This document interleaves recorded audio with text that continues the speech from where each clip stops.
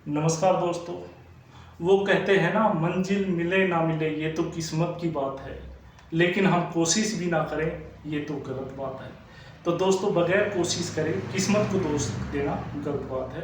तो इसी के साथ हम आज का अपना topic past continuous oblique progressive tense शुरू करते हैं। दोस्तों, इस टेंस का अर्थ अपूर्ण भूतकाल होता है। अपूर्ण का मतलब जिसमें कार्य पूरा नहीं होता हो, हुआ हो, जो प्रोग्रेस उन्नति में चल रहा हो। तो देखिए दोस्तों, इसकी पहचान है रहा था, रही थी, रहे थे आदि शब्द वाक्य के अंत में आते हैं।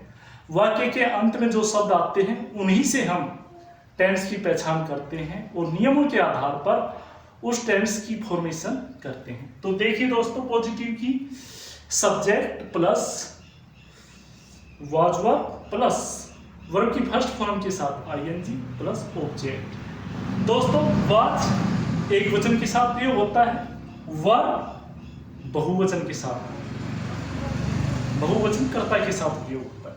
तो देखिए, इसी का एक उदाहरण हम देखते हैं।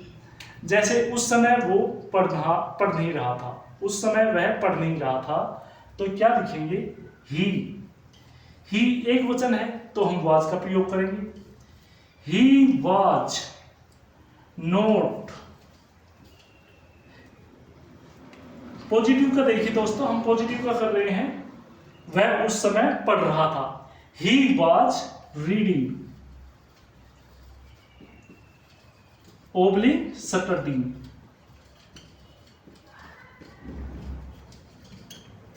एट दैट टाइम, वह उस समय पढ़ रहा था। नेगेटिव देखिए दोस्तों, नेगेटिव सिंपल ऐसे ही बनेगा, खाली वाज वर्ब के बाद हम नोट का प्रयोग कर देंगे। जैसे हम यहां पर कहें वे इस समय पढ़ नहीं रहे थे, यहां पर अगर हमने लगा दिया दे, जैसे दे लगा दिया, दे दोस्तों प्लूरल है तो यहां पर हम वर का प्रयोग करेंगे, वर। दे वर, और यहां पर हम करेंगे नोट का प्रयोग। They were not reading oblique studying at, दोनों का ही मतलब पढ़ना है, at that time. Next interrogative. दोस्तों, इंटेरोगेटिव में WH या हाउ ग्रुप का word plus was verb plus subject plus verb की फर्स्ट फॉर्म के साथ आईएनजी प्लस ऑब्जेक्ट और लास्ट में क्वेश्चन मार्क का प्रयोग होता है। जैसे वह उस समय क्या कर रहा था, तो यहां पर व्हाट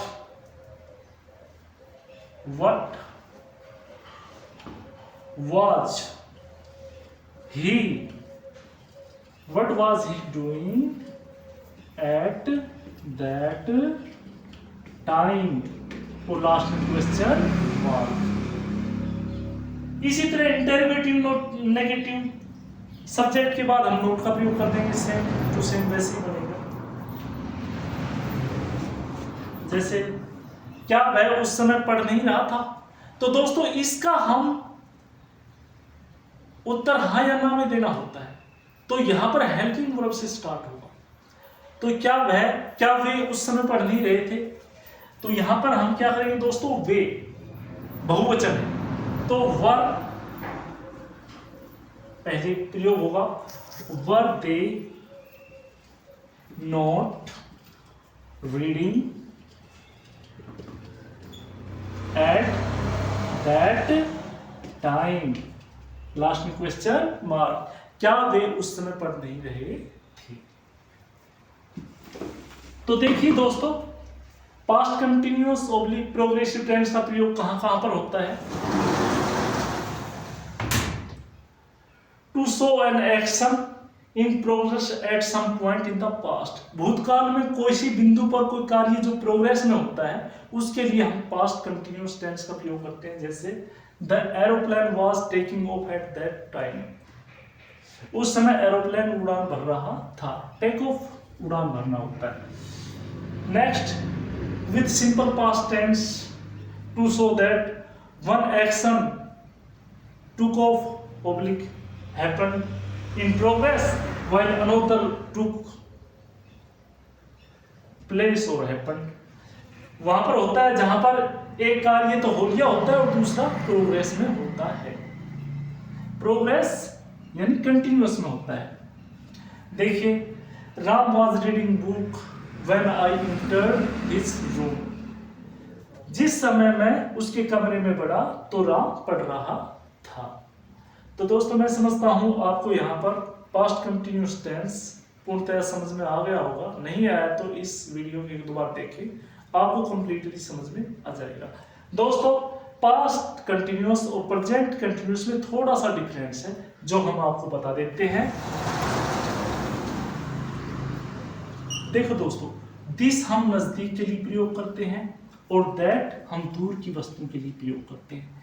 और भूतकाल में जो चीज बीत जाती है वो दूर ही हो जाती है हमसे।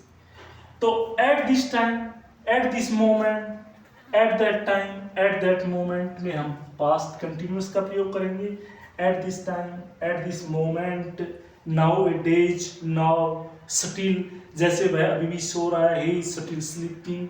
तो यहाँ पर हम प्रेजेंट कंटिन्यूअस का प्रयोग करेंगे। जैसे दीज डेज, इन दिनों वह अपने एग्जाम की पूरी तैयारी कर रहा है। दीज डेज, अगर इसी के स्थान पर दोज डेज आ जाए तो वहां पर हम पास्ट कंटिन्यूअस टेंस का प्रयोग करेंगे। तो बस यही एक डिफरेंस है। प्रेजेंट में हिंदी के वाक्यों के अंत में है आता है और पास्ट में था आता है। प्रेजेंट में इजेमार का प्रयोग होता है, पास्ट में वाज वर का प्रयोग होता है। तो मेरा यहीं पर ये टॉपिक समाप्त होता है। अगर आपको ये वीडियो पसंद आया हो तो इसे लाइक करें, सब्सक्राइब करें और शेयर करें। धन्यवाद दोस्तों।